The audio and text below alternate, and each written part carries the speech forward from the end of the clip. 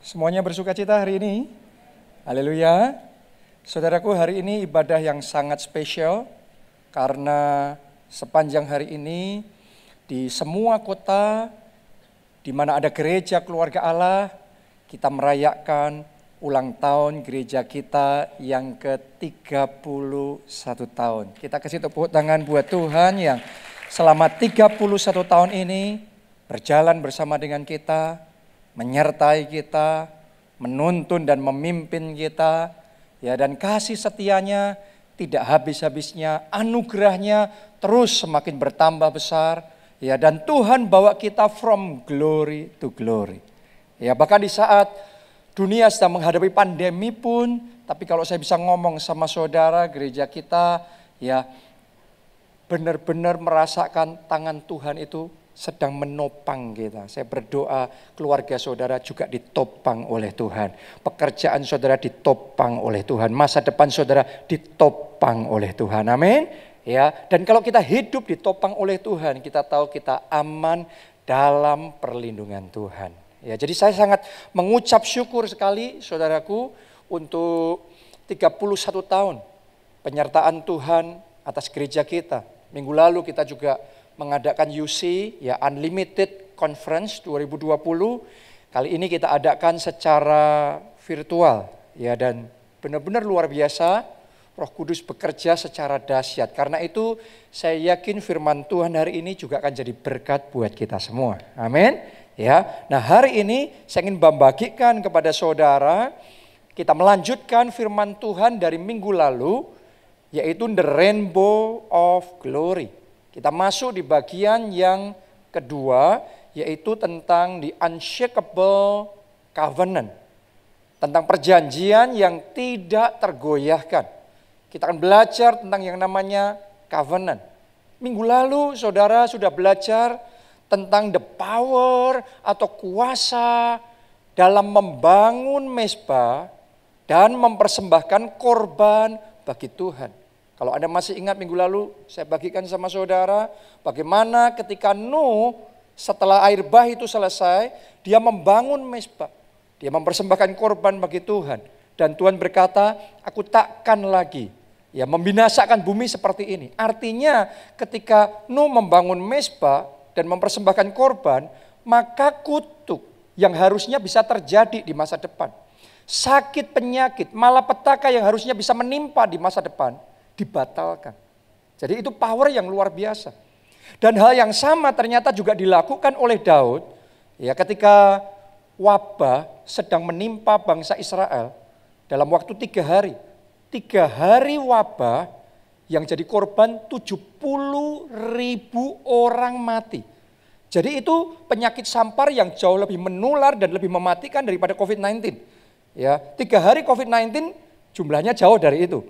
Ini 3 hari yang terjadi di zaman Daud, 3 hari 70.000 orang mati. Saudaraku, tapi yang luar biasa Alkitab mencatat, ketika Daud membangun mezbah dan dia mempersembahkan korban, dan Tuhan berkenan dengan yang dilakukan oleh Daud itu, ya maka penyakit sampar yang sedang berlangsung seketika itu berhenti. Artinya membangun mezbah dan mempersembahkan korban itu juga bisa membatalkan kutuk yang sedang berlangsung. Itu bisa menghentikan penyakit sampar yang sedang berlangsung. Sehingga Daud dan bangsa Israel diselamatkan. Sehingga Nuh dan keluarganya diselamatkan. Kalau saudara dan saya membangun mezbah, mempersembahkan korban kepada Tuhan, saya percaya dunia boleh ditutupi kegelapan dan kekelaman, tetapi Tuhan tidak akan izinkan penyakit sampar apapun namanya, COVID-19 apapun namanya, menghampiri rumah saudara, menghampiri keluarga saudara. Anda ada dalam perlindungan Tuhan. Kita semua aman dalam perlindungan Tuhan. Amin. Saya berdoa penjagaan Tuhan sempurna dalam hidup saudara. Haleluya. Nah, hari ini kita akan lanjutkan dari apa yang sudah kita pelajari minggu lalu. Kita akan belajar tentang perjanjian yang tidak tergoyahkan. Kejadian 9 ayat yang ke-11. Kita akan lanjutkan tentang kisah Nuh ketika dia membangun mezbah itu, mempersembahkan korban, dan kemudian Tuhan ngomong bahwa dia tidak akan menimpakan lagi malapetaka seperti itu atas bumi. Ya, nah berikutnya ini yang Tuhan katakan. Kejadian 9 ayat yang ke-11. Maka kuadakan apa? Perjanjianku. Semuanya boleh katakan perjanjian. Lebih keras katakan covenant. Oke. Tuhan ngomong begini, maka kuadakan perjanjianku dengan kamu. Bahwa sejak saat ini tidak ada yang hidup yang akan dilenyapkan oleh air bah lagi. Dan tidak akan ada lagi air bah untuk memusnahkan bumi. Jadi karena Nuh membangun mezbah dan mempersembahkan korban bagi Tuhan, maka Tuhan mengadakan perjanjian dengan Nuh. Ya, ini yang dikenal dengan Noahic Covenant. Ini yang disebut perjanjian Nuh. Ya, ini perjanjian antara Tuhan dengan Nuh, dan sebagai tanda perjanjiannya adalah apa? Rainbow. The rainbow of glory. Ya, karena Tuhan ngomong setiap kali aku melihat pelangi, aku akan mengingat kembali perjanjian itu. Saya mau tanya sama saudara, sampai hari ini pelangi masih muncul enggak? Yes, artinya perjanjian Nuh masih berlaku. Saudaraku, ini sesuatu yang luar biasa sekali. Ini sebuah blessing yang sangat besar sekali buat Nuh, buat keluarganya, dan buat kita semua manusia. Kenapa saya ngomong begitu? Karena saudaraku, gara-gara dosa pada zaman itu. Dosa manusia bertumpuk-tumpuk dan begitu banyak. Sampai di satu titik, akhirnya malapetaka dan kebinasaan dan kutuk itu menimpa manusia. Air bah melanda seluruh dunia. Minggu lalu kita sudah belajar itu dicatat dalam Alkitab semuanya gara-gara dosa. Ya, sehingga akhirnya semuanya binasa, yang selamat cuma 8 orang. Yaitu Nuh dan istrinya, 3 anaknya dan 3 mantunya. 8 orang yang selamat. Jadi yang dihitung bukan lagi berapa yang mati, tapi berapa yang selamat. Ya, karena apa? Dosa yang begitu bertumpuk-tumpuk. Nah, tapi setelah air bah selesai, kan Nuh selamat. Nuhnya benar selamat. Karena ditemukan benar di hadapan Tuhan, berkenan di hadapan Tuhan. Tapi saya mau ngomong sama saudara, kalau suatu hari manusia berbuat dosa yang sama lagi, seperti yang terjadi pada zaman Nuh, karena Tuhan itu konsisten, maka apa yang terjadi zaman Nuh bisa terulang lagi. Kebinasaan malapetaka bisa menimpa seluruh bumi lagi. Itu sebabnya saya mau ngomong begini sama saudara. Perjanjian Nuh ini, Noahic Covenant, ini sebuah blessing yang sangat besar.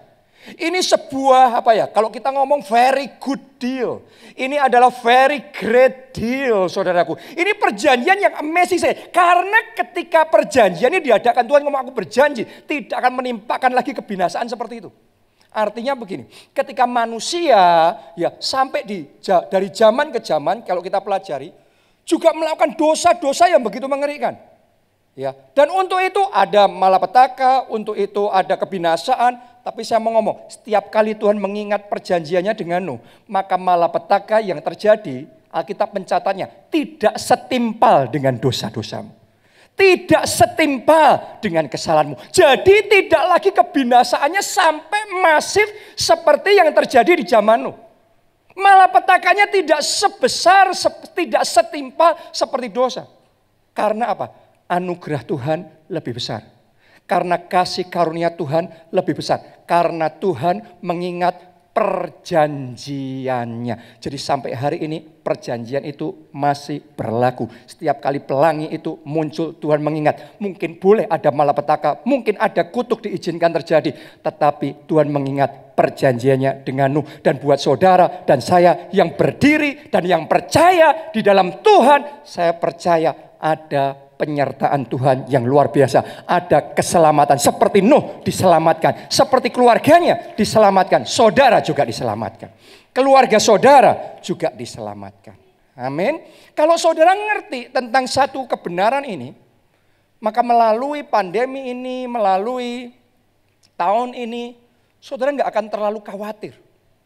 Gak akan terlalu takut. Memang dunia sedang gonjang-ganjing, begitu banyak hal terjadi. Bukan cuma pandeminya, tetapi resesinya juga, krisisnya juga, gejolaknya juga. Banyak hal terjadi. Tapi kalau saudara dan saya ngerti bahwa Tuhan Allah yang memegang perjanjiannya, dan perjanjian Nuh itu masih terus berbicara sampai hari ini. Pelangi masih terus muncul sampai hari ini. Kita tidak khawatir karena kasih karunia Tuhan lebih besar. Anugerah Tuhan lebih besar.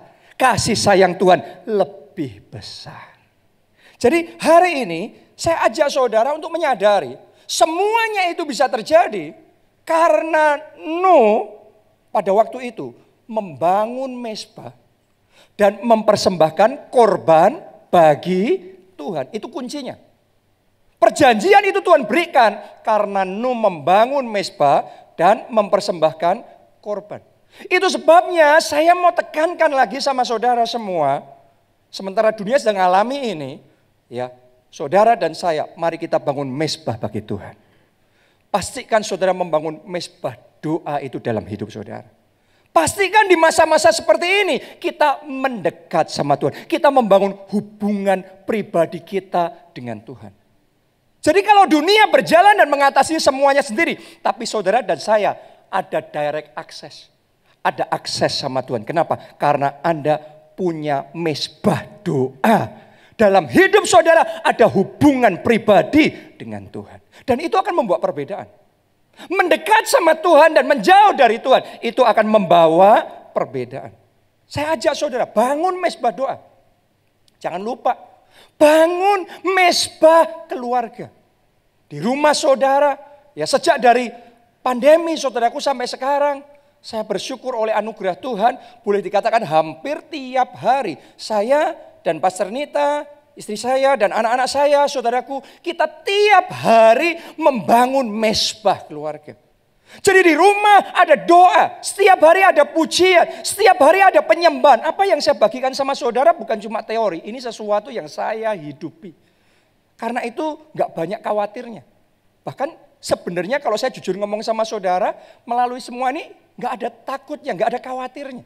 Karena saya tahu saya tidak berjalan sendiri. Secara manusia memang kita terbatas, tapi kita punya Tuhan yang tidak terbatas. Tuhan yang berkuasa, yang tangannya lebih dari sanggup untuk menjaga saya, menjaga keluarga saya, menjaga saudara semua yang ada di tempat ini. Karena itu bangun mezbah keluarga. Bangun mezbah keluarga. Jadikan diri saudara sebagai korban persembahan di hadapan Tuhan. Hidup kita. Hati kita, jadikan diri saudara sebagai pondok Daudnya Tuhan. Artinya dalam hidup saudara pujian penyembahan. Terus saudara jangan lupa, karena itu membangun mezbah buat Tuhan yang naik ke sana, itu doa. Yang membedakan kita sama orang lain saudaraku, adalah dari hidup kita ada yang nyampe di hadapan Tuhan. Itu namanya korban, korban doa, korban puji-pujian. Korban penyembahan, jangan sampai ada hari yang lewat tanpa korban naik dari hidup kita di hadapan tahta Tuhan. Amin. Harus ada sampai pujian, penyembahan, ucapan syukur.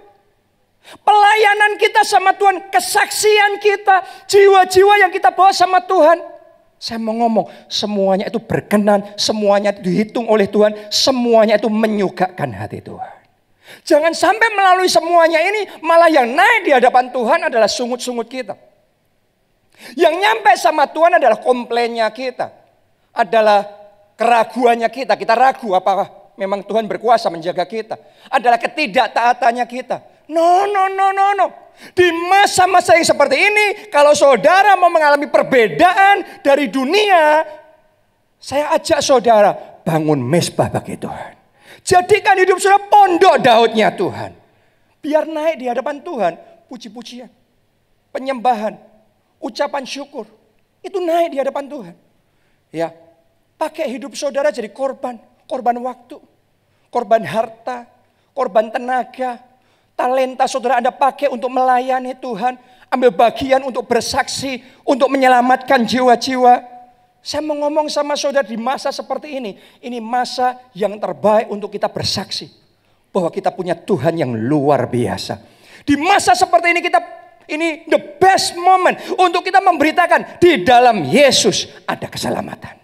Di dalam Yesus ada pengampunan dosa. Di dalam Yesus ada jalan keluar. Di dalam Yesus ada anugerah yang melimpah. Kalau saudara bangun mezbah dan persembahkan korban seperti itu di hadapan Tuhan. Saya mau ngomong sama saudara, seperti Nuh diselamatkan, seperti Daud diselamatkan, bangsa Israel diselamatkan. Setiap kita di tempat ini jemaat, keluarga Allah, pelayan Tuhan, keluarga Allah, kita juga akan menerima keselamatan. Kita akan menerima perlindungan dan anugerah yang daripada Tuhan. Boleh katakan amin, kita kasih tepuk tangannya. Pula yang paling meriah buat Tuhan kita. Jadi ada yang namanya covenant, Noahic covenant ini. Dan sementara kita merayakan ulang tahun yang ke-31 dari gereja kita, saya bersyukur. Anda yang kemarin mengikuti UC, Unlimited Conference, Anda ngerti bahwa Tuhan itu sedang memberikan rema dan membawa gereja kita masuk di gelombang kegerakan yang baru, namanya adalah Apostolic Movement. Kegerakan apostolik. Ya mungkin saudara yang kemarin gak ikut, saudara kurang familiar. Tapi Anda yang kemarin ikut, saya yakin Anda ngerti yang saya maksudkan. Ya ini dimulai dari 2 tahun yang lalu, Tuhan bawa gereja kita masuk di dalam prophetic movement. Ya, kegerakan prophetic. Itu sebabnya selama 2 tahun, kalau Anda perhatikan, Anda dengarkan khotbah-khotbah saya selama 2 tahun di gereja kita, ya, Anda akan selalu mendapati saya bicaranya tentang doa prophetic. Benar apa tidak? Saya bicara tentang deklarasi prophetic. Saya bicaranya tentang menaburkan benih prophetic. Saya bicaranya tentang bagaimana bergerak secara prophetic. All about prophetic movement. Karena itu kegerakan Tuhan bawa kita masuk ke situ. Itu satu fondasi yang sedang Tuhan tanamkan di gereja kita. Dan dampaknya besar sekali. Sejak dari prophetic movement ini, ya, kita mengalami banjir mujizat. Kita mengalami demonstrasi kuasa Allah begitu nyata. Mujizat-mujizat yang gak masuk akal. Dream-like miracles. Records breaking miracles. All kinds of miracles.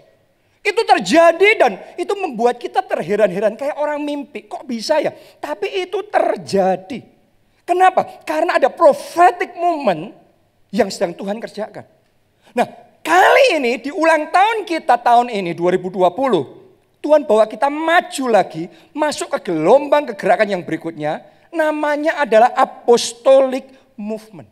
Saya mau sampaikan singkat saja sama saudara, apa itu apostolic movement? Apostolik itu berasal dari kata apostle, ya, berasal dari kata apostolos. Apostolos, saudaraku, artinya adalah rasul atau utusan, orang yang diutus, delegasi, ya, duta besar dengan tugas tertentu, dengan misi tertentu. Jadi kalau Anda perhatikan, dari meaning-meaningnya, arti dari kata apostolos itu, maka saudara bisa menyimpulkan bahwa yang namanya apostol ini sangat berkaitan dengan pengutusan.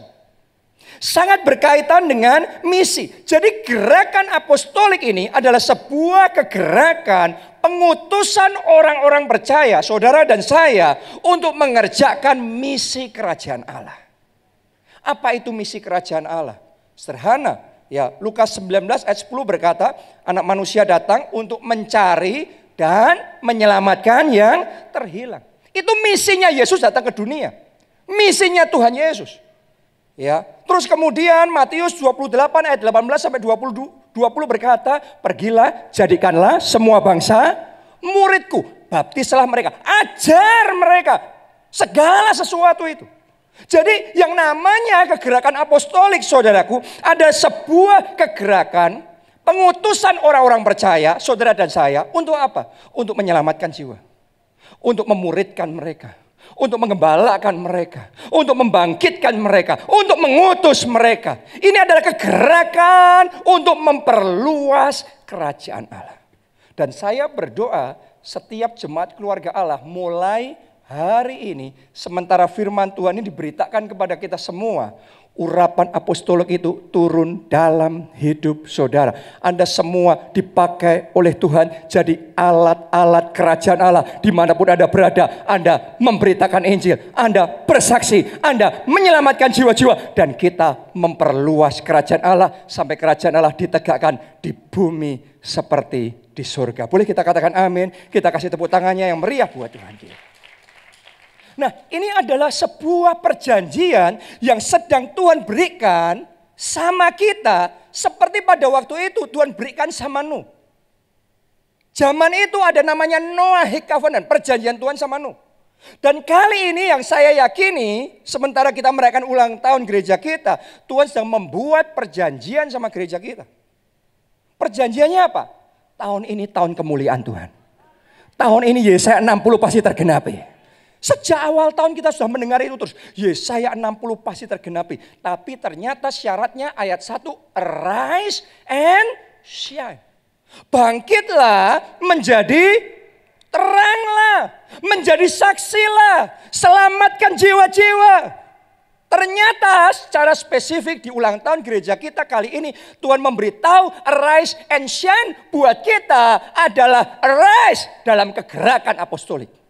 Bangkit dalam kegerakan apostolik, bangkit selamatkan jiwa, bangkit bersaksi, bangkit muridkan jiwa-jiwa, bangkit dan bangun kelompok sel, bangkit dan perluas kerajaan Allah. Kalau bagian kita lakukan, Anda akan melihat bagian Tuhan Dia akan kerjakan. Tahun ini akan Tuhan jadikan tahun yang tidak terlupakan dalam hidup saudara. Bukan karena pandeminya, bukan karena kegelapannya, tapi karena tahun ini sementara dunia dalam kegelapan, tapi Anda dan saya kita mengalami terang. Kemuliaan Tuhan dinyatakan atas hidup kita. Bagimu akan ada matahari yang tidak pernah terbenam. Pintu gerbangmu terbuka siang dan malam. Kekayaan bangsa-bangsa dan kelimpahan seberang laut beralih kepadamu. Katakan amin, tepuk tangannya yang meriah buat Tuhan kita.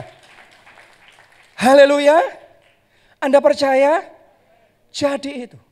Yang namanya perjanjian itu dua pihak. Kalau janji itu satu pihak. Anda nggak ngapa-ngapain, Tuhan kerjakan. Tapi perjanjian ada dealnya, ada bagian kita lakukan, Tuhan lakukan bagiannya. Kalau saudara dan saya lakukan bagian kita, masuk dalam kegerakan apostolik. Fokusnya Tuhan jiwa-jiwa. Fokusnya Tuhan menjangkau jiwa, menyelamatkan, memuridkan, memperluas kerajaan Allah. Kalau bagian itu kita lakukan, Tuhan akan pastikan Yesaya 60 terjadi dalam hidup saudara. Kemuliaan Tuhan dinyatakan dalam hidup saudara. Anda akan melihat itu. Anda akan melihat perbedaannya seperti apa. Antara orang fasik dan orang benar. Orang yang tidak beribadah dan orang yang beribadah dengan sungguh-sungguh sama Tuhan. Anda akan melihat perbedaan itu Tuhan kerjakan dalam hidup saudara. Bahkan Yesaya 60 ayat 22 berkata, yang terkecil daripadamu jadi kaum yang besar. Yang paling lemah jadi bangsa yang kuat. Anda tahu nggak dalam terjemahan yang lain saudaraku, yang terkecil jadi kaum yang besar, itu yang terkecil jadi 1000. Kenapa disebut besar? Karena satu orang tapi jadi 1000. Saya berdoa ini terjadi dalam hidup saudara. Satu talenta keselamatan. Kenapa saya sebut talenta? Keselamatan yang Anda terima itu talenta dari Tuhan. Anda terima Yesus, Anda punya jaminan keselamatan di surga. Itu talenta yang Tuhan percayakan sama saudara. Saya berdoa satu talenta itu enggak tetap satu talenta. Doa saya untuk setiap orang di tempat ini minimal yang terkecil dari kita. Satu talenta keselamatan jadi 1000 jiwa. Anda dipakai untuk menyelamatkan keluarga saudara. Anda dipakai untuk menjangkau teman-teman saudara. Orang-orang sebanyak mungkin. Satu dari kita jadi 1000. Mungkin sebagian orang berpikir, mana mungkin. Tapi saya mau ngomong, kalau Tuhan kasih tugas, Tuhan mampukan kita. Tuhan akan berikan pengurapan kepada kita. Sama seperti 2 tahun yang lalu. Ketika masuk dalam gelombang prophetic movement, tiba-tiba mujizat yang aneh-aneh terjadi di tengah-tengah kita. Yang paling tidak mungkin, paling tidak masuk akal. Jadi gampang sekali terjadinya. Nanti Anda akan melihat, yang namanya pertobatan jiwa-jiwa, gampang sekali terjadi. Orang-orang paling susah di keluarga saudara untuk bertobat, mulai hari ini Anda akan melihat keajaiban demi keajaiban terjadi. Roh Kudus bekerja secara luar biasa. Orang-orang itu yang terlebih dahulu bertekuk lutut dan mengaku Yesus Kristus adalah Tuhan dan Juru Selamat. Mulai hari ini Anda yang biasanya malu, tapi api Roh Kudus akan menyala dalam hidup saudara. Anda akan mulai bersaksi, Anda akan mulai menyelamatkan jiwa. Bahkan pandemi tidak bisa menghentikan kesaksian saudara. Bahkan pandemi tidak bisa menghentikan Anda melayani Tuhan dan menyelamatkan jiwa. Anda akan pakai teknologi, Anda akan pakai sosial media, Anda pakai semuanya. Satu yang terkecil dari kita jadi 1000. Ada yang jadi 2000. Ada yang jadi 5000. tidak terbatas. Akan terjadi melalui hidup saudara. Jiwa-jiwa diselamatkan, Jakarta diselamatkan, Indonesia diselamatkan. Katakan amin. Tepuk tangannya yang paling meriah buat Tuhan kita. Amin. Bahkan saya mau nubuatkan, dalam nama Yesus, pengusaha-pengusaha di tempat ini akan ada orang-orang yang dibangkitkan oleh Tuhan. Sekarang saudara mau mulai bisnis kecil-kecilan, tapi beberapa waktu ke depan Anda akan ada yang punya 1.000 karyawan di bawah saudara. Akan ada yang punya 2.000 karyawan di bawah saudara. Bahkan 10.000, bahkan tidak terbatas. Oh, akan Tuhan bangkitkan. Satu orang kayak kerajaan. Satu orang kayak bangsa yang kuat. Jadi itu dalam pekerjaanmu, jadi itu dalam keuanganmu, jadi itu untuk keluarga saudara, jadi itu untuk masa depan saudara. Katakan amin, tepuk tangannya yang paling meriah buat Tuhan kita. Ini deal, ini perjanjian karena itu rise and shine. Karena itu bangkit dan jadilah terang. Mulai hari ini bangkit dan kita akan masuk dalam kegerakan apostolik. Karena kalau saya ngomong sama saudara, yang namanya Tuhan buat perjanjian, Tuhan itu sangat serius dengan perjanjiannya. Tuhan tidak pernah main-main. Tahukah saudara, Tuhan tidak pernah bermain-main dengan perjanjiannya. Tuhan very serious. Kita baca Kejadian 9 ayat 11 sampai ayat yang ke-17. Maka kuadakan perjanjianku dengan kamu, bahwa sejak ini tidak ada yang hidup yang akan dilenyapkan oleh air bah lagi, tidak ada lagi air bah untuk memusnahkan bumi. Ayat 12. Dan Allah berfirman, inilah tanda perjanjian. Diulangin lagi. Saya nggak punya waktu baca ini, nanti Anda baca aja di rumah. Tapi dalam catatan saya di sini, saya hitung. Kata perjanjian dari ayat 11 sampai ayat 17 saja. Ya, karena di depan saya ini hanya ada ayat 11 sampai 17 catatan saya. Saya hitung kata perjanjian diulangi sampai 6 kali. Kalau Tuhan ngomong sekali, itu aja sudah penting. Kalau Tuhan ngulangi 2 kali, itu super penting. Kalau sampai 3 kali, itu sudah disil, sudah dimeteraikan, tidak bisa berubah. Tapi kalau diulangnya terus menerus, artinya itu sudah covenant, itu permanen. Saya mau ngomong sama saudara, Tuhan kita, Tuhan yang membuat perjanjian. Anda harus tahu hidup kekristenan adalah tentang covenant.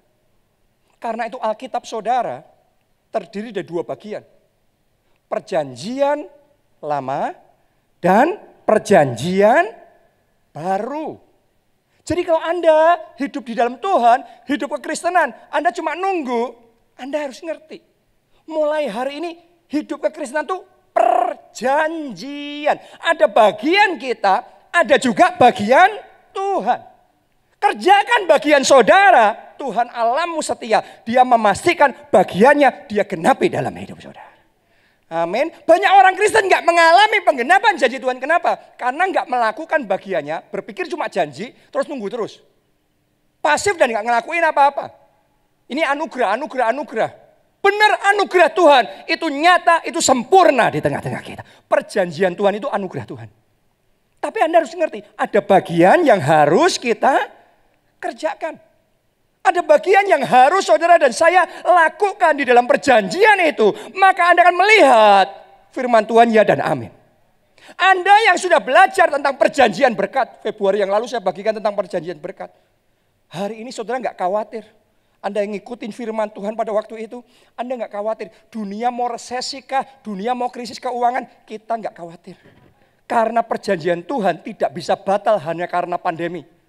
Perjanjian Tuhan tidak bisa batal hanya karena krisis keuangan resesi.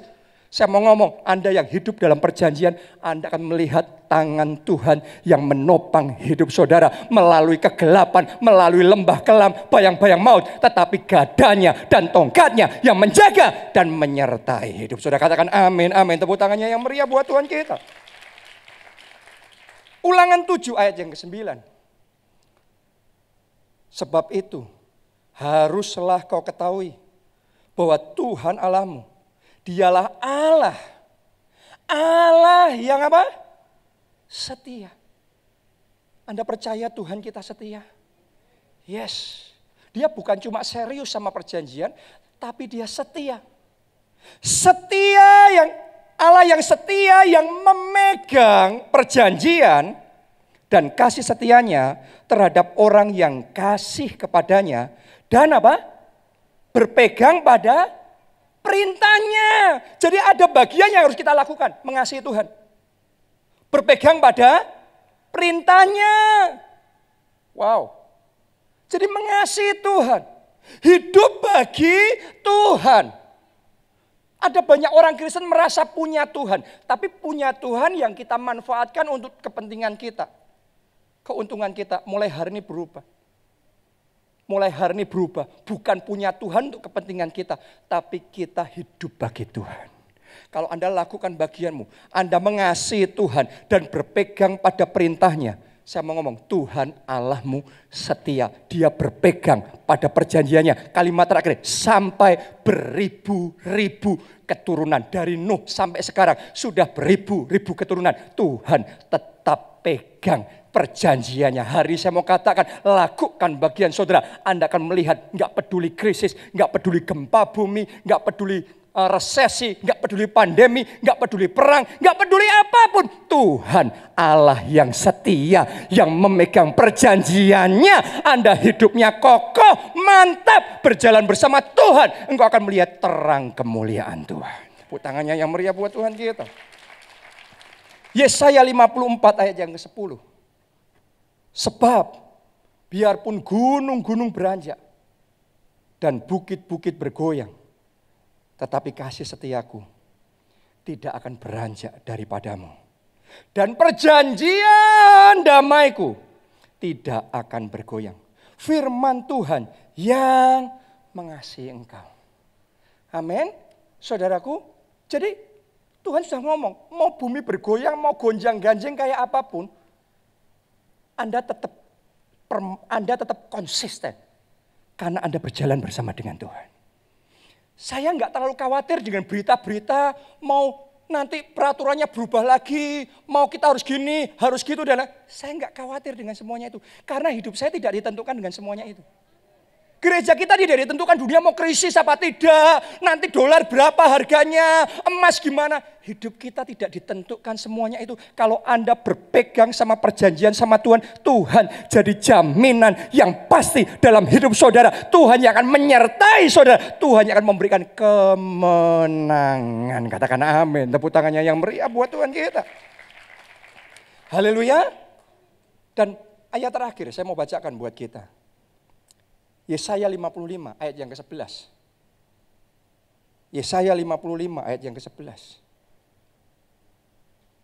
Demikianlah firmanku yang keluar dari mulutku.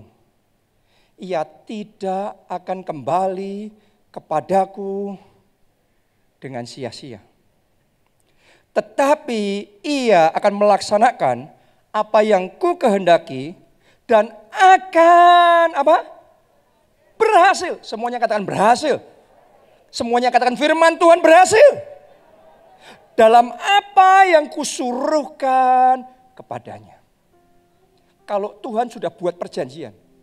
Tuhan sudah berfirman. Firman Tuhan selalu berhasil. Kalau Tuhan sudah ngomong 2020 buat orang-orang yang berpegang pada perjanjiannya adalah tahun kemuliaan. Saya mau ngomong gak peduli mau pandemi kah, resesi kah, hidup kita tidak ditentukan dengan semuanya itu. Hidup kita di tangan Tuhan. Tuhan yang akan memastikan firman-Nya berhasil. 2020 tetap tahun kemuliaan Tuhan. Yesaya 60 tetap tergenapi dalam hidup saudara. Karena itu gak takut, gak gentar, gak stres, gak bingung, gak bisa tidur. Karena keadaan, gak ada lagi, lewat semuanya itu buat kita. Kita punya kepastian karena tangan Tuhan menopang kita. 7 kali orang benar jatuh, dia bangkit kembali. Karena Tuhan menopang tangannya. Jadi hidup saudara aman di dalam tangan Tuhan. Berpegang pada perjanjian. Anda akan melihat kemuliaan Tuhan. Percaya sama Tuhan, karena Tuhan ngomong, bukankah sudah kukatakan kepadamu, jikalau engkau percaya, engkau akan melihat kemuliaan Allah. Do you believe? Saudara percaya? Kalau Anda pegang perjanjian itu, lakukan bagianmu. Anda percaya tahun ini tetap tahun kemuliaan Tuhan dalam hidup saudara. Anda percaya Yesaya 60 tetap tergenapi dalam hidup saudara. Yang percaya, mari bangkit berdiri. Kita nyanyikan lagu ini, menyenangkan. Menyenangkanmu, menyukakanmu, terbakar oleh api cintamu.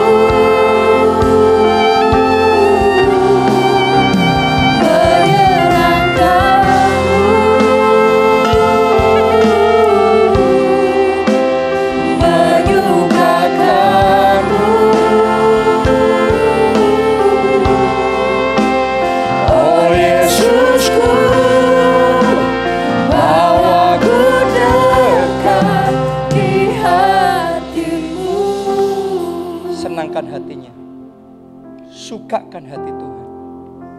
Bangun mesbah, bangun mesbah doa, bangun mesbah pujian dan penyembahan, bangun mesbah keluarga saudara, dan naikkan korban persembahan. Hidup saudara, waktu saudara, harta saudara, hati saudara, talenta saudara. Ada satu persembahan yang naik di altar Tuhan. Jangan sungut-sungut, jangan perkataan yang negatif, jangan keraguan, kebimbangan. Tapi ucapan syukur di hadapan Tuhan. Pelayanan saudara, naikkan itu di hadapan Tuhan. Kesaksian saudara. Ada yang kita persembahkan, naik. Bangun mesbah, persembahkan korban. Senangkan hati Tuhan. Maka tahun ini engkau akan melihat perbedaan. Tuhan akan kerjakan dalam hidup saudara. Dunia boleh mengalami kegelapan. Bangsa-bangsa ada dalam kekelaman. Tapi Anda dan saya rise and shine. Bangkitlah, menjadi teranglah. Sebab terangmu datang. Dan kemuliaan Tuhan terbit atasmu. Angkat dua tangan saudara. In the name of Jesus. Di dalam nama Yesus. Mulai hari ini. Terang kemuliaan Tuhan bersinar atas saudara. The rainbow of glory. Pelangi kemuliaan itu muncul kembali dalam hidup saudara. Akan ada bagimu matahari yang tidak pernah terbenam. Sebab Tuhan adalah penerangmu. Bukan situasi, bukan kondisi, bukan situasi ekonomi. Tuhan penerang abadimu. Pintu-pintu gerbangmu akan terbuka siang dan malam. In the name of Jesus. Kekayaan bangsa-bangsa, kelimpahan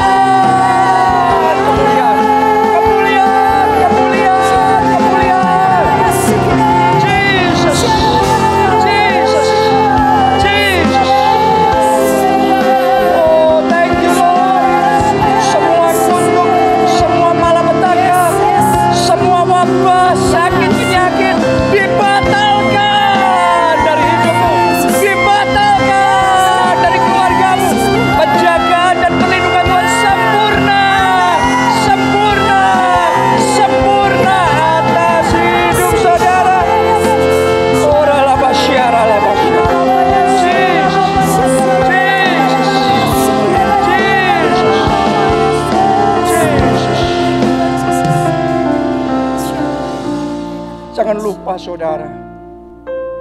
Untuk semuanya itu terjadi. Hari ini firman Tuhan mengingatkan kita. Tuhan kita, Tuhan yang membuat perjanjian. Amin. Perjanjian. Kalau Anda mau lihat kemuliaan itu dinyatakan, lakukan bagian saudara di dalam perjanjian Tuhan. Dan sementara gereja kita merayakan ulang tahun yang ke-31 ini, Tuhan memanggil saudara dan saya. Tuhan memanggil gereja kita jadi gereja yang apostolik. Dimanapun kita berada, saudara jadi jemaat yang apostolik. Jadi pelayan Tuhan yang apostolik. Mulai hari ini bersaksi. Mulai hari ini jangkau jiwa. Mulai hari ini selamatkan jiwa-jiwa. Mulai hari ini muridkan mereka. Gembalakan mereka. Bangun kelompok sel saudara. Mulai hari ini komit untuk memperluas kerajaan Allah. Siapa di sini yang mau dipakai Tuhan jadi penjala manusia? Siapa di sini yang mau bangkit dalam kegerakan apostolik? Siapa di sini yang mau dipakai Tuhan untuk menyelamatkan keluarga saudara, teman-teman saudara, jadi saksi Kristus, melakukan bagian saudara dalam perjanjian saudara? Angkat dua tangan saudara, katakan dengan keras, aku mau. Aku mau Tuhan. Pakai aku. Pakai aku. Ini aku. Ini aku. Utus aku. Utus aku. Mari semuanya berdoa, berdoa, berdoa, berdoa, berdoa. Ini aku Tuhan. Tangan ini Tuhan pakai. Kaki ini Tuhan pakai. Hidup ini Tuhan pakai. Untuk memperluas kerajaan Allah. Pakai aku. Pakai aku. Tuhan. Jiwa-jiwa diselamatkan. Amin. Amin. Menyenangkanmu,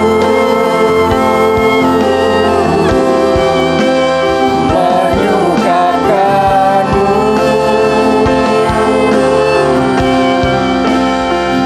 terbakar oleh api cintamu,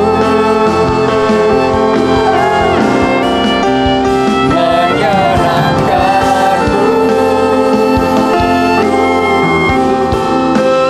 menyukakanmu. Oh Yesusku, oh Yesusku, bawaku dekat di hatimu. Mari kita katakan, sekalipun bagiku, hatiku, yes, Dagingku. hatiku, habis lenyap gunung batuku dan badanku. Tetaplah Allah selamanya. Mari semuanya lambaikan dua tangan saudara. Kita katakan, menyenangkanmu, menyukakanmu, terbakar oleh api cintamu. Amin. Menyenangkanmu,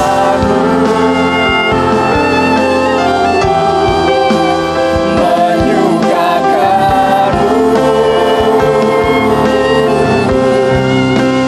Oh Yesusku, bawaku dekat di hatimu.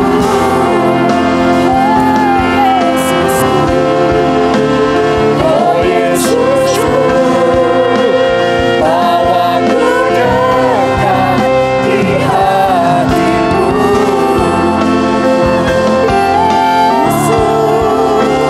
Oh Yesusku, bawaku dekat di hatimu. Haleluya, haleluya, thank you Jesus. Mari bersama-sama kita katakan, amin. Sekali lagi tepuk tangannya yang meriah buat Tuhan kita.